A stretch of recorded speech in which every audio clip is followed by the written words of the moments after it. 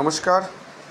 Circus consultancy সরকার কন্ট্রাক্টসের তরফ থেকে সবাইকে শারদ শুভেচ্ছা। পুজো ভালো কাটুক।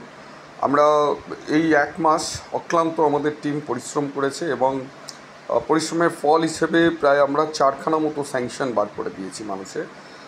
তাদের মুখে হাসি ফোটাতে পেরেছি, এটাই বড় কথা।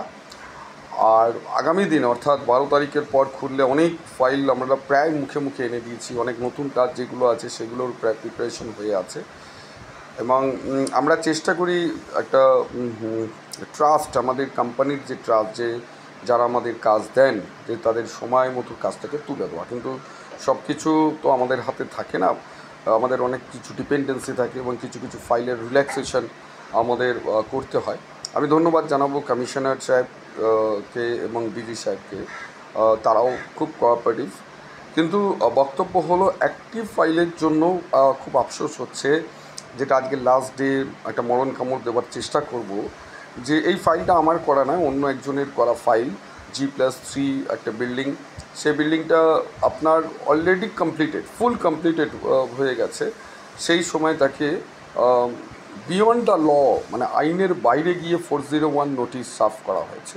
একটা দেবত্ব সম্পত্তি নিয়ে টাইটেল শুট মামলা হয়, কিন্তু টাইটেল শুট মামলাতে কোর্ট কোনো স্টে অর্ডার দেয়নি। কলকাতা কর্পোরেশনের এই ধরনের একটা দ্বিচারিতা, যখন এই কেসটা নিয়ে আমি নিজে হ্যান্ডেল করছি 3 মাস, তার আগে আরও 2 মাস গেছে, তারা যারা ওনার বা ডেভেলপার তারা নিজেরা হ্যান্ডেল করছে। কিন্তু বক্তব্য যেটা হচ্ছে যে সেই ফাইলটাকে আমি নিজে হ্যান্ডেল করার পর সেখান থেকে ল থেকে আরম্ভ করে, লতে দুবার, আপনারা বুঝতেই পারছেন, লতে একবার ফাইল গেলে 6 মাস 7 মাস লাগে, সেখানে আমি 15 দিনের মধ্যে ল থেকে রিমার্ক নিয়েছি পরপর দুবার, অ্যাসেসমেন্ট থেকে রিমার্ক নিয়েছি, চিঠির পর চিঠি, এবং প্রত্যেকটা পয়েন্ট যে টাইটেল শুটে 401 মারা যায় না। কোম্পানিটি লিকুইডেশনে চলে যাবে যদি না আমরা আর এই আজকে যদি খোলা না যায়। তো একটা কোম্পানি আজকে যখন রান করছে, একটা বাঙালি কনসার্ন, মার্কেট থেকে তাকে লোন করে তারপর সে বাড়িটা করে এবং সত্যি জেনুইন ভালো বাড়ি করেছে।